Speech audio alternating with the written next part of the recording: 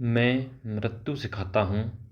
प्रवचनमाला के 9वें प्रवचन के आरंभ में ओशो से एक मित्र पूछते हैं कि क्या मैं लोगों को मृत्यु सिखा रहा हूँ, जबकि सिखाना तो जीवन चाहिए।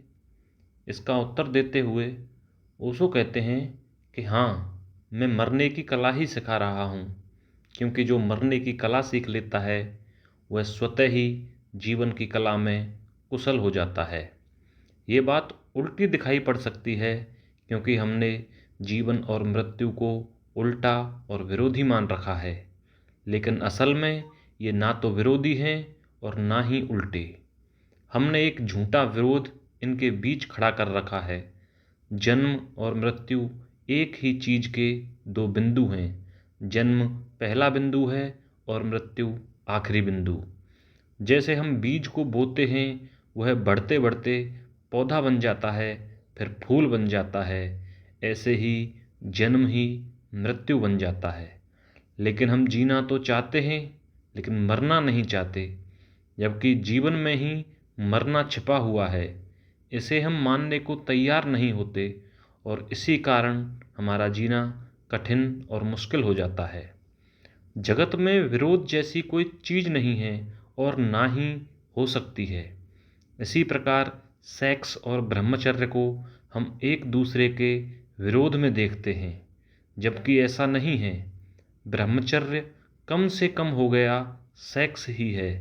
ये एक ही चीज के दो छोर हैं। जिंदगी में सब इकट्ठा है। ये दाएं और बाएं कदम है। सिर्फ एक ही कदम से अगला कदम नहीं बढ़ाया जा सकता, वह दूसरा कदम उसका पूरक है। सेक्स को मिटाकर कोई ब्रह्मचारी नहीं हो सकता। हाँ, सेक्स को रूपांतरित करके जरूर ब्रह्मचर्य को उपलब्ध हुआ जा सकता है। जीवन एक बहुत ही रहस्यपूर्ण व्यवस्था है। हम हजारों सालों से यही भूल करते चले आ रहे हैं कि अगर हम परमात्मा को मानेंगे तो फिर संसार को नहीं मानेंगे। या तो गृहस्थी में या बाजार में रहेंगे, अन्यथा सन्यासी हो जाएंगे या जंगल में चले जाएंगे। लेकिन घर में रहते हुए सन्यासी हो जाएं, ऐसा हम ख्याल भी नहीं करते, क्योंकि हमने तो घर और सन्यास को उल्टा और विरोधी माना हुआ है। जीवन के सारे तलों पर ऐसा ही विरोध हमने बांट रखा है और हर विरोध को मानने वाला अपने तर्क दे सकता है। मैं निश्चित ही मृत्यु सिखाता हूँ, लेकिन इसका मतलब यह नहीं है कि मैं जीवन का विरोधी हूँ। मैं जीवन और मृत्यु को एक दूसरे का विरोधी नहीं मानता, इसलिए मैं उसे मृत्यु की कला कहूँ या जीवन की कला कहूँ, बात एक ही है। लेकिन मैं इसे जीवन की कला उच्चारित नहीं करता। उसका कारण सिर्फ इतना है कि हम सब जीवन के प्रति अति मोह से भरे हुए हैं। अगर मैं आपसे कहूँ कि मैं जीवन की कला सिखाता हूँ, तो आप मेरे पास भागे चले आएंगे। लेकिन इससे आपका जीवन के प्रति मोह और भी ज़्यादा हो जाएगा। मैं ऐसा नहीं चाहता कि आप जीवन के प्रति अति मोह से भर जाएं। मैं तो चाहता हूँ कि जीवन और मृत्यु दोनों के प्रति आप समभाव रखें। हाँ, अगर कोई गांव ऐसा हो जहाँ के लोग मृत्यु के प्रति मोह रखने वाले हों, वे जीना न चाहते हों, तो उनके सामने मैं कहूँगा कि मैं जीवन की कला सिखाता हूँ। ध्यान जीवन का द्वार है, जैसे आपसे कहता हूँ कि ध्यान मृत्यु का द्वार है। दो तरह के लोग हैं दुनिया में, एक वे जिन्हें मृत्यु खोजती है और एक वे जो मृत्यु को खोजते फिरते हैं। मृत्यु उन्हें खोजती है जो मृत्यु से भागते हैं, और मृत्यु से भागने वाला हमेशा हारेगा।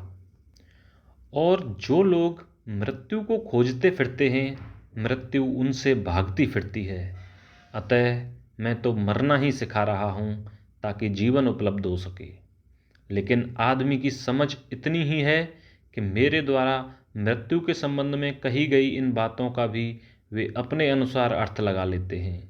वे सोच रहे हैं कि मैं ऐसी कोई तरकीब बताऊंगा कि जिससे आप मृत्यु पर विजय पा सकें। एक मित्र ने लिखा भी है कि क्या आप कोई कायाकल्प करने वाला पारस प्रयोग बताने वाले हैं?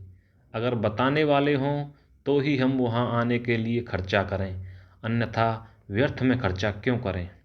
अगर आप भी इसी ख्याल से यहाँ आए हैं तो आप बड़े निराश हुए होंगे, क्योंकि मैं तो कह रहा हूँ कि मर जाएं, मृत्यु का साक्षात्कार करो, तभी आप मृत्यु पर विजय पा सकते हो।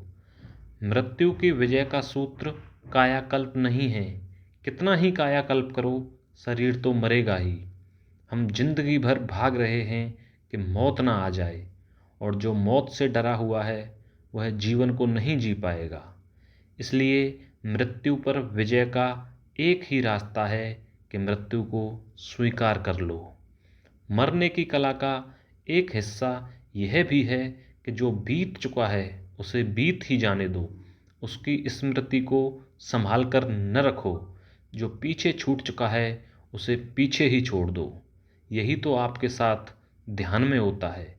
जब भी आप ध्यान करने बैठते हैं तो विचार बीच में आ जाते हैं।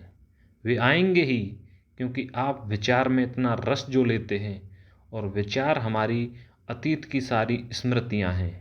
हम उन्हें मरने नहीं देते। इसलिए विचारों में रस लेना बंद करें।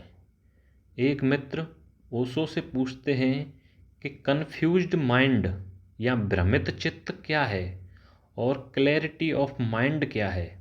इसका उत्तर देते हुए ओशो कहते हैं कि इसे समझना थोड़ा ज़रूरी है, क्योंकि यह ध्यान के लिए उपयोगी है।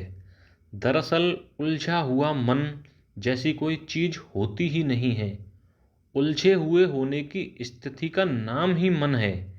अशांत मन नहीं होता, अशांति का नाम ही मन है।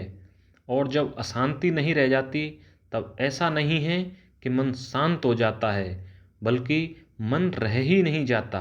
मन कोई चीज़ नहीं है, यह तो केवल अव्यवस्था का नाम है। इसलिए हमें मन को शांत करने का व्यर्थ प्रयत्न नहीं करना चाहिए। हमें तो मन से मुक्त होने का उपाय खोजना चाहिए, और ध्यान मन से मुक्त होने का उपाय है।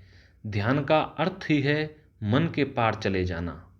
इसके बाद ओशो वहाँ उपस्थित लोगों को ध्यान करवाते हैं।